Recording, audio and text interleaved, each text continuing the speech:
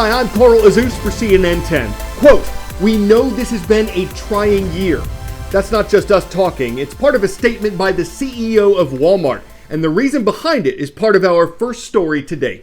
The statement goes on to say, "We hope our associates will enjoy a special Thanksgiving Day at home with their loved ones. It's the first time in more than 30 years that Walmart has closed on Thanksgiving.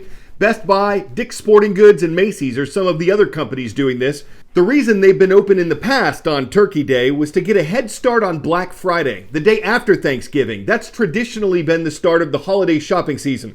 Critics have said their employees should be allowed to stay home with their families, and the challenges brought on by the coronavirus pandemic have factored into these companies' decision to close this Thanksgiving.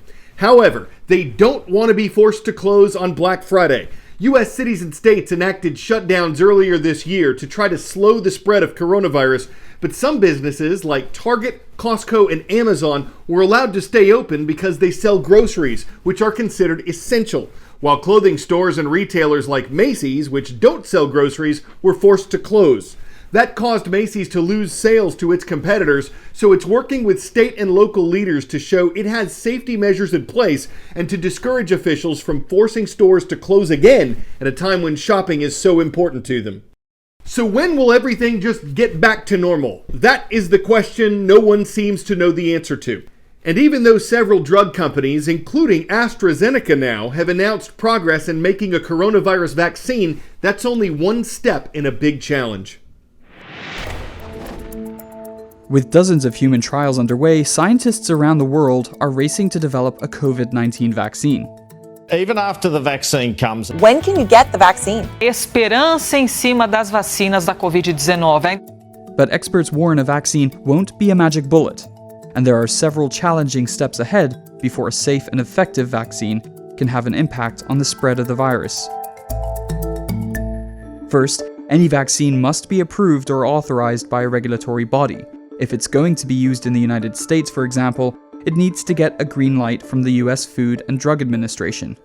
Under usual circumstances, before the pandemic, it would take a very long time to get approval from the FDA for a vaccine. But now, because of the pandemic, vaccines are undergoing what's called emergency use authorization. That could take just a matter of weeks. Usually, once a vaccine gets the green light from regulators, the manufacturing process goes full steam ahead. But companies like Pfizer didn't wait. Instead, they have produced their vaccine candidates in large quantities. Among the earliest vaccines out of the gate are the so-called mRNA vaccines. Companies including Pfizer and Moderna are working on this type. These are new vaccines. There are no vaccines out there currently that are made this way. While many vaccines inject a weakened or inactive pathogen into the body, mRNA vaccines, on the other hand, deliver a small piece of the pathogen's genetic code into a human cell. This prompts the body to produce a synthetic copy of the virus's attacking properties, and eventually the body launches a counterattack against the, quote, invader. One big advantage of mRNA vaccines is that they can be made quite quickly. Many other types of vaccines are harder to manufacture and need more time. Still, we need billions of doses for the world's population. Once vaccines are made, a new challenge arises: how to get them to billions of people around the world. Experts say that handling vaccines is a delicate matter.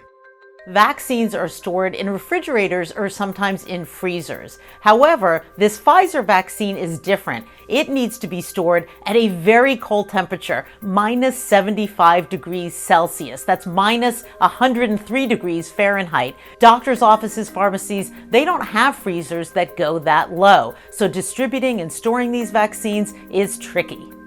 Once the vaccine is distributed, it likely won't be mandatory in the US and many other countries. People have to choose to take it.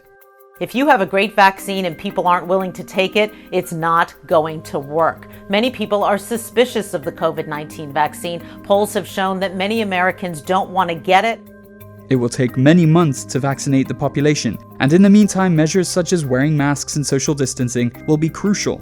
Nobody knows exactly when this vaccine will be ready for people to use, but the folks who are running the vaccine programs for the United States government, they say it's very possible that we could have shots in arms before the end of the year. We would start with high priority groups. That would include the elderly, doctors and nurses, and others who are taking care of COVID patients, people with underlying conditions. They would go first. So if you're not in one of these high priority groups, it is possible that you would have to wait until the spring to get a COVID-19 vaccine. Some health officials also promote contact tracing as a way to slow the spread of coronavirus. It keeps track of where people go and wherever they might have come in contact with the disease. Privacy advocates have deep concerns about this because people's personal information would be tracked by an outside company or government. There are also concerns about whether this information would be used to limit people's freedoms whenever they were exposed to coronavirus. The Communist government of China doesn't allow the degree of freedom that Western democracies do, and it's using and promoting QR codes or electronic barcodes as a means of tracking people's travel and health history. China's reopening is happening under the watchful eye of big data and perhaps Big Brother, local governments tracking the movements of hundreds of millions. We noticed the start of this effort back in mid-February, arriving in Shanghai from Beijing. Each arriving passenger required to write down health and travel history and register for your personal QR or barcode. Have you been traveling away from China for the past 14 days? No. A few weeks later, and Shanghai had rolled out its QR codes citywide. Walking into a restaurant, hotel, shopping mall, you're expected to show it. Here in Shanghai, shop owners and hotel managers have told us a green means you're clear to go in. Yellow or red suggests you've been in an area with high exposure to the virus, and it could mean quarantine. It is all part of contact tracing, an effort to track and contain confirmed cases. Here in China, it's done on the widely used WeChat and Alipay apps. To stop the spread of the virus, contact tracing is an essential step, and this is why similar initiatives are being adopted in many places around the world. Major Chinese tech companies are finding other innovations amid the outbreak. CNN spoke with Xin Hua from Alibaba. He does artificial intelligence research. He says more than 160 hospitals in China and others in Japan are using the CT image analytics to help diagnose coronavirus. The whole approach is nearly 60 times faster than human detection. Alibaba also turning to genome sequencing, analyzing the virus's DNA to help diagnose the virus. They say they can screen 20 samples simultaneously. The tech giant also involved in tracking future hotspots of the virus.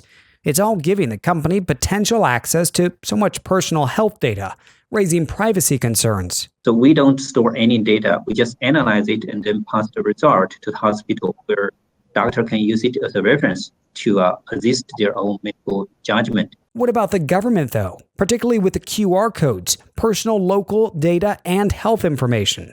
It might prove effective in containing the spread, but is it the start of China using a pandemic to closely track its citizens and those potentially of other countries? Should they export this technology? Local governments using the QR have publicly posted they will discontinue them as soon as the outbreak ends. Who's going to determine, for example, when the pandemic actually ends? When is the end point? When should governments or companies actually delete the personal data or the tracing data that they're actually collecting? For now, many here in China focused on stopping the spread and navigating their new normal. David Culver, CNN, Shanghai.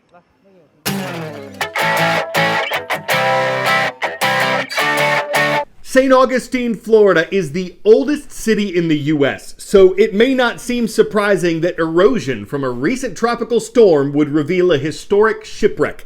Researchers think this is the remains of a merchant ship that unknowingly sailed into a hurricane in the 1800s and wound up on the shore here.